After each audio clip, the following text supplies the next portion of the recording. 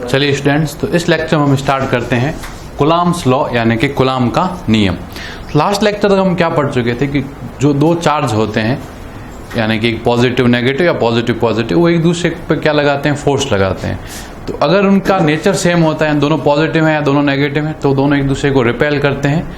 और अगर दोनों ऑपोजिट नेचर के हैं, एक प्लस एक माइनस, तो दोनों क्या करेंगे, एक दूसरे को अट्रैक्ट। तो ये तो थ्योरेटिकली ये था कि दोनों एक दूसरे पे क्या लगाएंगे, फोर्स लगाएंगे। लेकिन अब हम ये देखना चाहते हैं कि आखिर जो ये फोर्स है इसकी वैल्यू कितनी होगी, यानी फोर्स का क्वांटिटी कितनी होगी। तो उसको क्वांटिफाई करने के लिए जो रूल है वो क्या कहलाता है, कुलाम्स लॉ यानी कि कुलाम का नियम। तो देखो कुलाम के हिसाब से क्या है कि जैसे मान लीजिए कि आपके पास एक चार्ज है Q1 यहाँ पर, ये यहाँ से r डिस्टेंस पर रखा हुआ है, और ये वाला चार्ज है Q2, यानी कि दो चार्ज है Q1 और Q2 जो एक दूसरे से कितनी डिस्टेंस पर रखे हुए हैं, स्मॉल r की डिस्टेंस पर रखे हुए हैं। तो देखो कुलाम का लॉ क्या कहता है, कुलाम का जो लॉ का जो फर्स्ट स्टेटमेंट है वो ये कहता है कि जो भी इन दोनों के बीच में लगने वाला फोर्स है F, वो इनके चार्ज के प्रोडक्ट के प्रोपोर्शनल होता है। ठीक है, जैसे ग्रेविटेशन का जो लॉ होगा उसी तरह का एक्सप्रेशन होगा कि जो भी इन दोनों के बीच में लगने वाला कुलाम फोर्स है वो इन दोनों चार्जेस के जो चार्ज हैं उनके प्रोडक्ट के प्रोपोर्शनल होगा, यानी कि इन दोनों आवेशों के मध्य लगने वाला बल दोनों आवेशों के परिमाणों के गुणनफल के समानुपाती होगा। तो देखो ये तो हुआ इसका स्टेटमेंट नंबर 1। तो देखो एक तो ये जो फोर्स है किस पर डिपेंड करेगा, दोनों चार्ज पर। ठीक है, और दोनों चार्ज के प्रोडक्ट के क्या होगा, ये प्रोपोर्शनल होगा। और दूसरा जो रूल है वो ये है कि ये इस डिस्टेंस पर डिपेंड करेगा, और F जो होगा वो 1/r² के प्रोपोर्शनल होगा। यानी हम क्या कह सकते हैं कि जो कुलाम का जो बल है वो इनके बीच की दूरी के वर्ग के व्युत्क्रमानुपाती है। ठीक है, यानी कि Coulomb's force is inverse proportional to square distance between them. ठीक है, तो देखो ये दोनों को जब आप कंबाइन करोगे तो देखो आप इक्वेशन 1 और इक्वेशन 2 को कंबाइन करोगे तो F जो है वो प्रोपोर्शनल आ जाएगा किसके, Q1 Q2/r² के। ठीक है, तो देखो ये जो रूल है ये यहां से क्या बनता है, कुलाम्स लॉ बनता है कि F प्रोपोर्शनल होता है किसके, Q1 Q2/r² के। अब यहां पर जो ये साइन है ये प्रोपोर्शनलिटी का साइन है, और आप इसको हटाओगे तो यहां पर क्या आएगा, कोई कांस्टेंट आएगा। तो अभी जब हम अभी जब हम बात कर रहे हैं तो हम फ्री स्पेस यानी कि निर्वात की बात कर रहे हैं। तो ऐसी कंडीशन में जो F होता है इसकी वैल्यू हो जाती है 1/4πε0 Q1 Q2/r²। ठीक है, तो देखो जैसे ग्रेविटेशनल फोर्स क्या होता है, Gm1 m2/r²। तो वहां G क्या है, एक कांस्टेंट है। ठीक है, जैसे हम क्या कहते हैं, यूनिवर्सल ग्रेविटेशनल कांस्टेंट। तो इस तरह से यहां पर जो देखो F proportional to Q1 Q2/r², लेकिन तो उस G की जगह पर यहां क्या आ गया, 1/4πε0। तो 4 तो आपको पता है, पाई आपको पता है। अब ये जो नई चीज है ये क्या है, एप्सिलॉन। तो देखो इसको हम जो है ऐसे बोलते हैं एप्सिलॉन और फिर नॉट, क्योंकि नॉट जो है 0 के लिए, जबकि ये जो सिंबल है इसको हम बोलेंगे एप्सिलॉन। ठीक है, देखो ये जो कहलाती है ये कहलाती है permittivity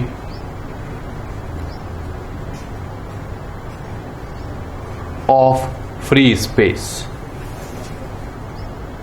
free space, okay, permittivity of free space. ठीक है, यानी हम बोलेंगे निर्वात की पारगम्यता।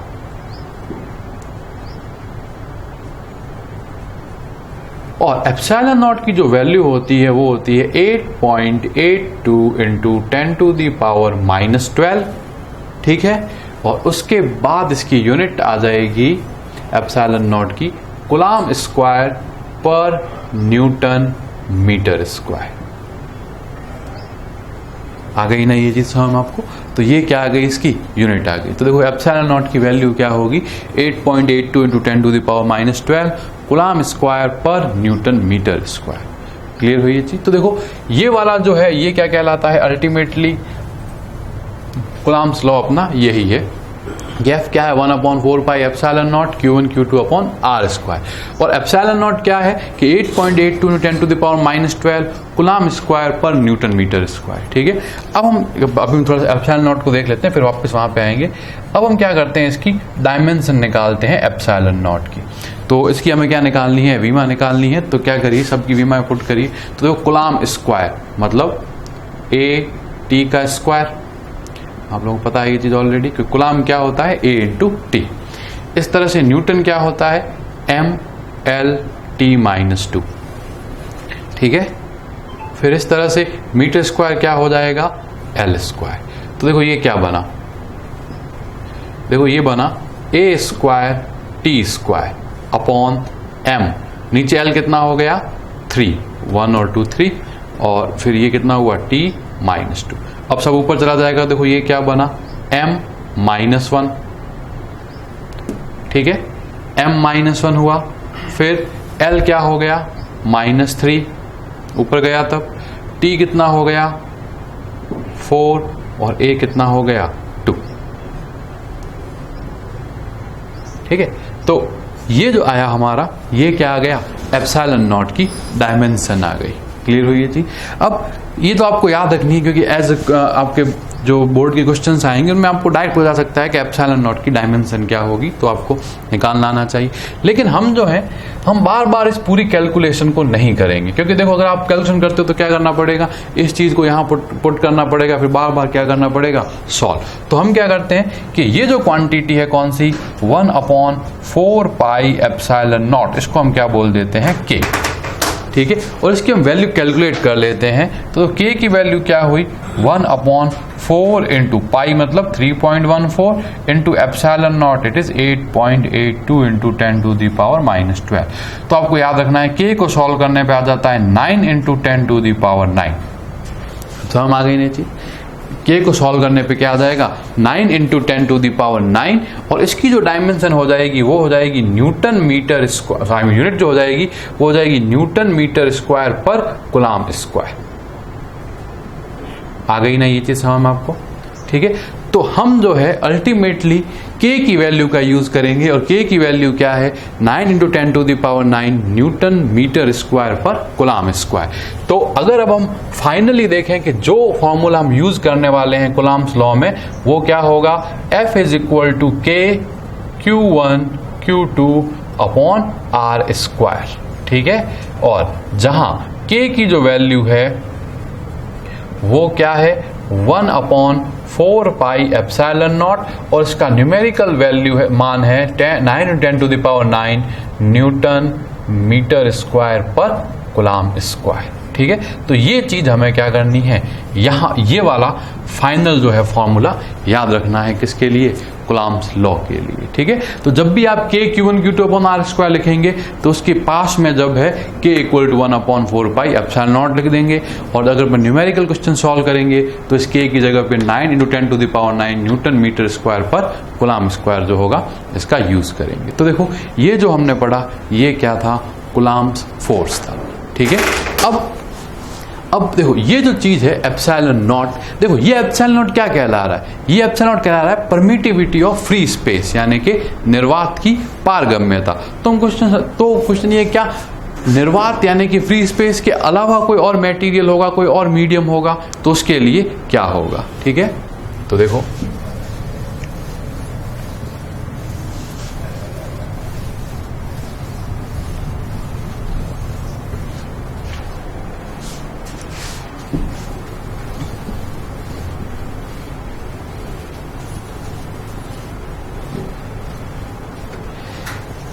देखिए नेक्स्ट क्या देखेंगे, तो देखो नेक्स्ट है permittivity of medium. Permittivity of medium यानी कि माध्यम की पारगम्यता। ठीक है, समझ आई ये चीज। तो देखो अब हम क्या करेंगे, देखो दो चार्ज लेंगे, देखो दो कंडीशन लेंगे हम। ठीक है, कंडीशन नंबर 1 है, कंडीशन नंबर 1 में क्या है कि दो चार्ज हैं, कौन से Q1 Q2, और कितनी डिस्टेंस पर है R। कोई दिक्कत नहीं। और दूसरी कंडीशन में भी हम क्या लेते हैं, दो चार्ज लेते हैं सेम ही Q1 और ये है चार्ज Q2, और जबकि यहाँ क्या है R।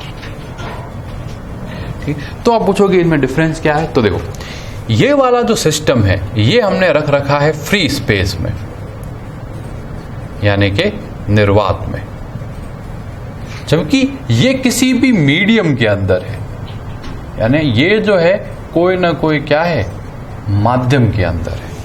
अब आप पूछोगे मीडियम और फ्री स्पेस में क्या फर्क होगा। तो देखो फ्री स्पेस का मतलब तो हुआ कि देखो सिंपली एयर को क्या कंसीडर किया जा सकता है, फ्री स्पेस।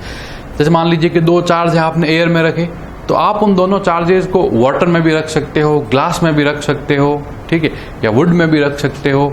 मतलब तो जैसे देखो वाटर, ग्लास, वुड, वो सब क्या हो गए, डिफरेंट डिफरेंट मीडियम्स हो गए। ठीक है, तो पहले तो हमने कहाँ रखा उसको, एयर यानी कि फ्री स्पेस में रखा, और यहाँ पे हमने कहाँ रखा उसको, मीडियम में।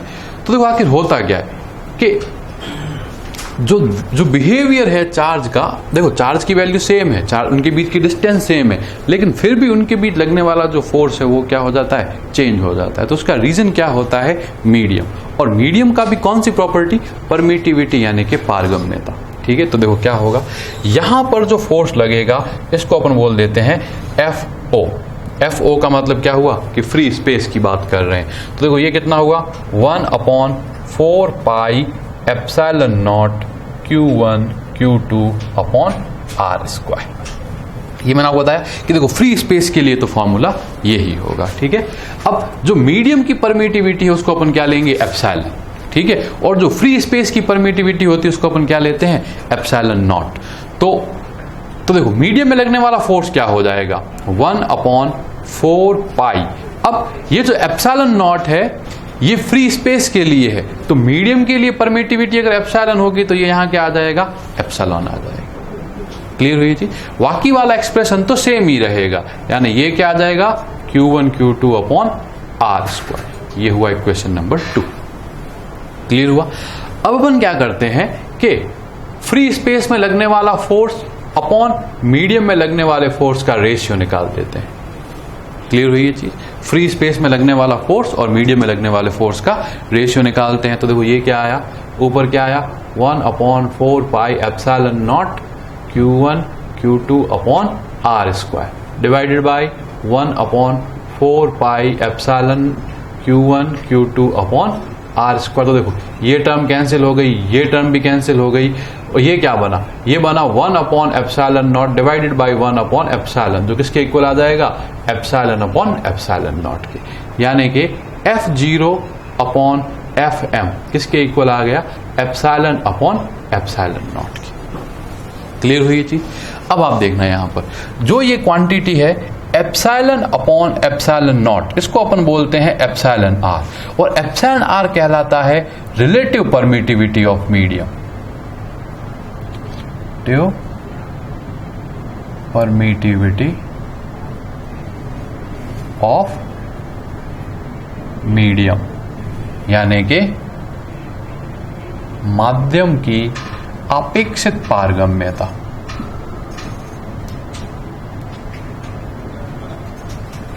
क्लियर हुई ना ये चीज।